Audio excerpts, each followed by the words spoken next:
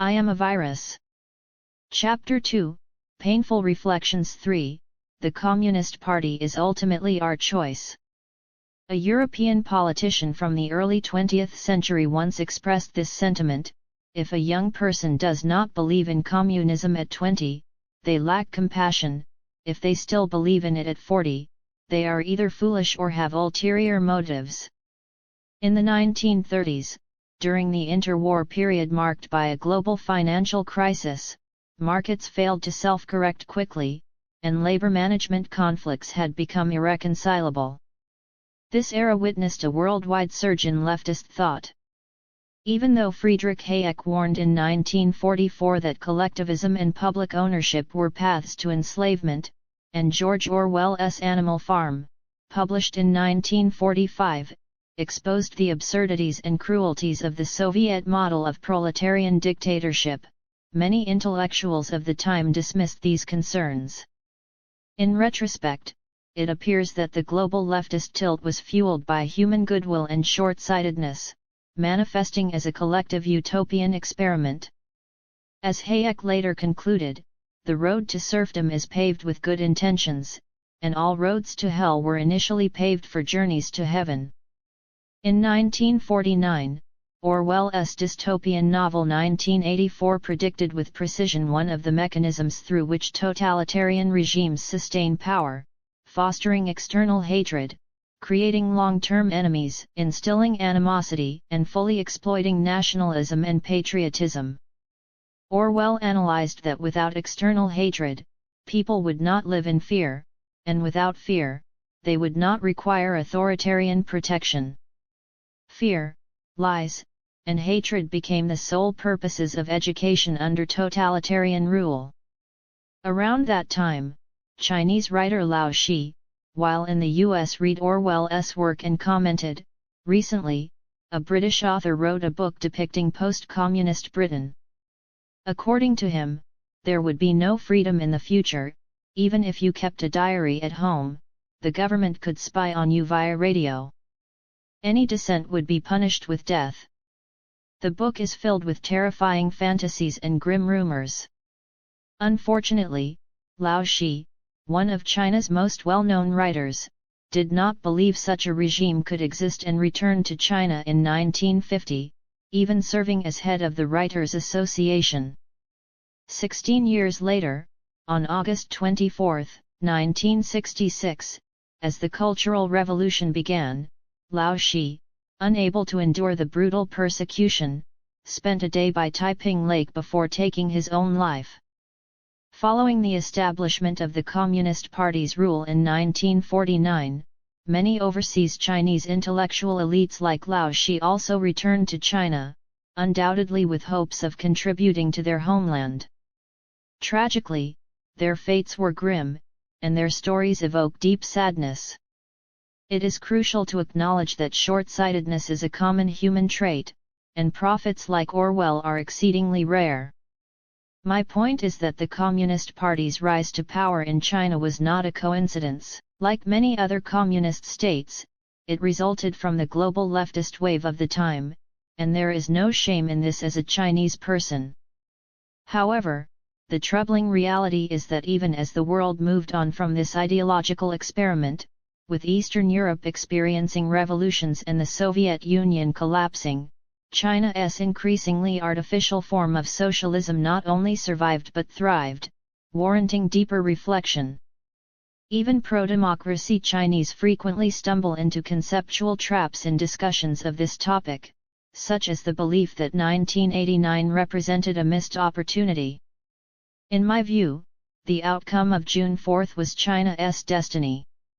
I believe the Communist Party's dominance and authoritarian rule were rooted in China's cultural choices and were inevitable. Setting aside the socialist system's original intention as an exploration and practice in social organization, today's China, apart from state propaganda of socialism with Chinese characteristics, harbors virtually no belief in socialism as a reality. Most people live comfortably under this facade. Why in 1998, Amartya Sen revealed that human freedom is not just the end but also the means of a nation's strength. Unfortunately, few in contemporary China embrace this notion, not the Communist Party, nor the average citizen.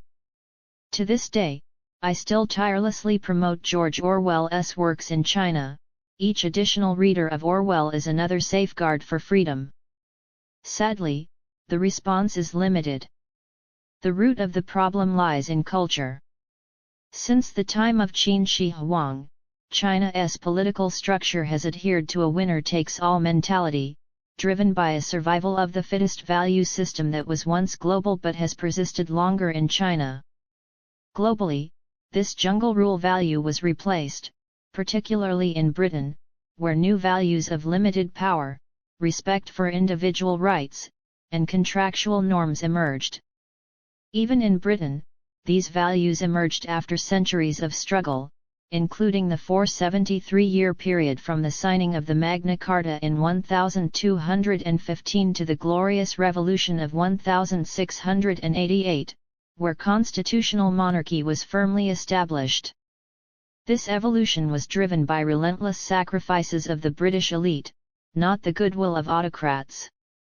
Contractual norms and respect for individual rights do not spontaneously manifest from authoritarian rule. Chinese culture represents an untransformed traditional civilization. All traditional civilizations are inherently despotic, differing only in degree.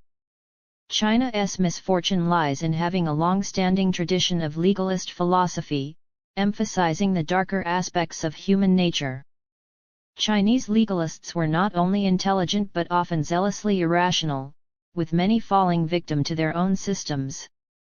Thus, China created one of the world's most repressive authoritarian structures. Meanwhile, Confucianism, which sought to maintain societal order through loyalty and filial piety, often colluded with rulers to perpetuate despotism. Its legacy has been profoundly and heavily entrenched. Today's Chinese Communist Party's authoritarianism has no fundamental difference from ancient emperors' rule, stemming from an alliance of selfing elites and rulers. The ideology it purports is irrelevant. Much like ancient literati who sold themselves to the imperial house, contemporary elites continue to rely on or support authoritarianism for personal gain. In today's China, this is widespread. Many people simultaneously express disdain for corrupt officials while secretly aspiring to such positions.